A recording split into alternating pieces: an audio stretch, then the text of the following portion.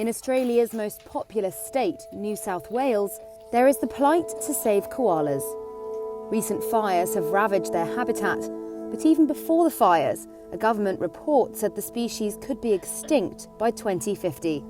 At her home in the western suburbs of Sydney, Tracy is looking after a rescued koala family after urban development encroached their habitat. We're losing koalas from with these new developments. There's more vehicles in these areas, which is koala core habitat.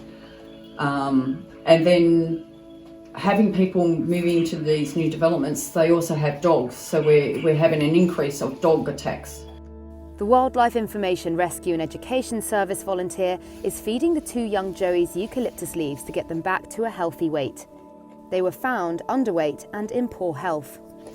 They know this area as their koala habitat, and they do move around quite a lot. So when they come back to that habitat, to that section of the habitat that was once there, is now being bulldozed and cleared for housing. Well, we do need housing to live in, but there needs to be a balance, and there needs to be a balance to ensure that these species survive.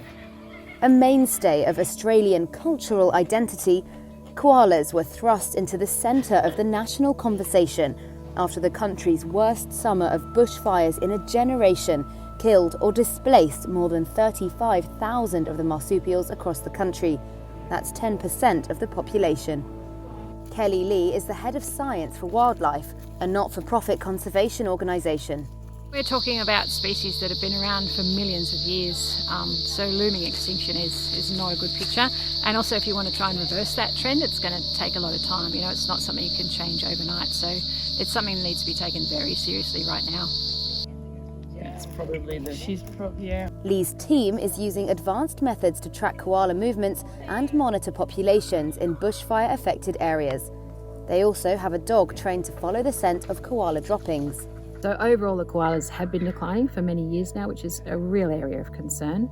In these protected areas, you know, we found these populations that have been doing really well, young and growing populations, and the main threats to them have been fires. And for a few years now, you know, we've always known it would be a threat here, but we saw something of a scale we'd never imagined happen last summer. And so we really need to address how we manage fire in the protected areas now out of that. Like a really key problem was that all the resources, because there were so many fires, they had to go to conserving human life and human property. So there was nothing left to conserve wildlife in the national parks.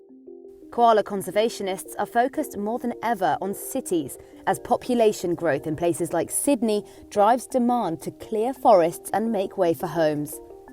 But it's not just climate change, bushfires and habitat destruction. This rescue named Ernie lost his eye to another threat to the species, chlamydia. It's pervasive in koala populations and just one of the many forces putting their survival at risk.